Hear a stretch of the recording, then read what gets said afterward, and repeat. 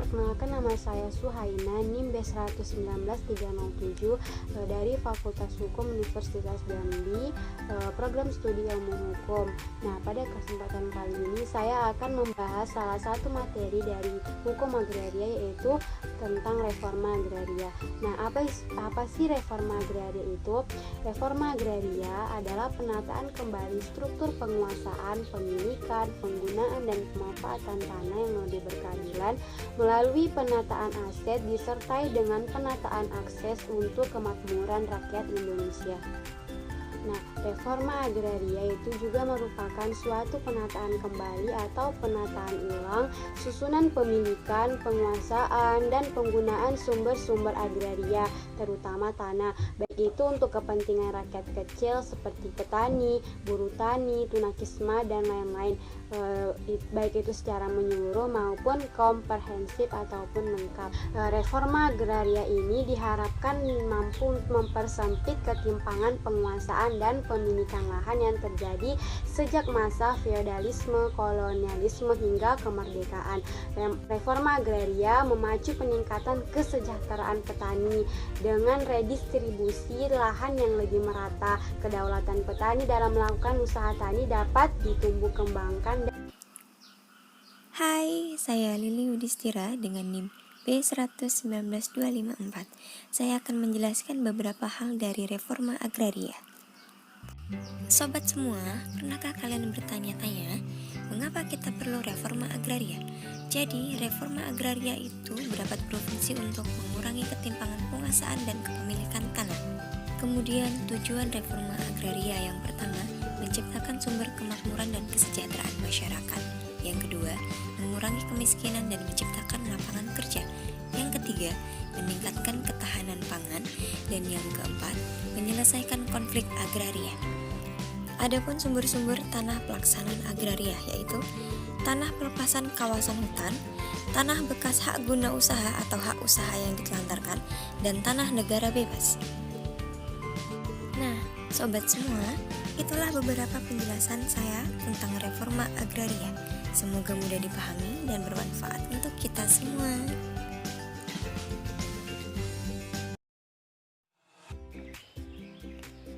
Dasar Hukum Reforma Agraria. Amanah Konstitusi Pasal 33 Ayat 3 Undang-Undang Dasar 1945 dan TAP MPR RI Nomor 9/MPR/2001. Undang-Undang Nomor 5 Tahun 1960 tentang Peraturan Dasar Pokok-pokok Agraria.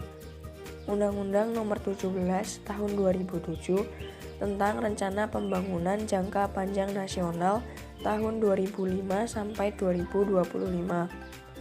Peraturan Presiden Nomor 2 Tahun 2015 tentang Rencana Pembangunan Jangka Menengah Nasional tahun 2015 sampai 2019. Peraturan Presiden Nomor 86 Tahun 2018 tentang Reforma Agraria. Agenda utama reforma agraria. 1. Penguatan kerangka regulasi dan penyelesaian konflik agraria. 2. Penataan penguasaan dan pemilikan tanah objek reforma agraria. 3. Kepastian hukum dan legalisasi aset atas tanah objek reforma agraria. 4. Kelembagaan pelaksanaan reforma agraria pusat dan daerah. 5. Pemberdayaan masyarakat dalam penggunaan, pemanfaatan, dan produksi objek reforma agraria. Perkenalkan, nama saya Aisyah Desprilia, NIM B119337. Saya ingin menjelaskan tentang konsep umum reforma agraria. Sebelum Perang Dunia Kedua, bahkan sampai dekade 1960-an, pembaruan agraria dikenal dengan istilah land reform. Land reform yang pertama kali di dunia yang secara resmi tercatat dalam sejarah adalah terjadi di Yunani kuno 594 tahun sebelum Masehi. Jadi umurnya sudah lebih dari 2500 tahun. Hakikat maknanya adalah penataan kembali atau pembaruan struktur pemilikan, penguasaan, dan penggunaan tanah atau wilayah demi kepentingan petani kecil, penyakap, dan buruh tani tak bertanah. Pengalaman land reform yang hanya berupa redistribusi tanah ternyata kurang berhasil, karena misalnya buruh tani yang kemudian memperoleh tanah, banyak yang tak mampu mengusahakan sendiri tanah tersebut karena kekurangan modal, kurang keterampilan, dan sebagainya, sehingga akhirnya tanahnya dijual. Berdasar pengalaman sejarah yang panjang itu dan di berbagai negara, maka sekarang disadari bahwa land reform itu perlu disertai dengan program-program penunjangan, yaitu antara lain perkreditan, penyediaan sarana produksi, pendidikan, dan lain-lain. Land reform plus berbagai penunjang itulah yang sekarang disebut dengan bahasa Spanyol reforma agraria. Inti tujuannya tetap sama, yaitu menolong rakyat kecil, mewujudkan keadilan, dan meniadakan atau setidaknya mengurangi ketidakmerataan.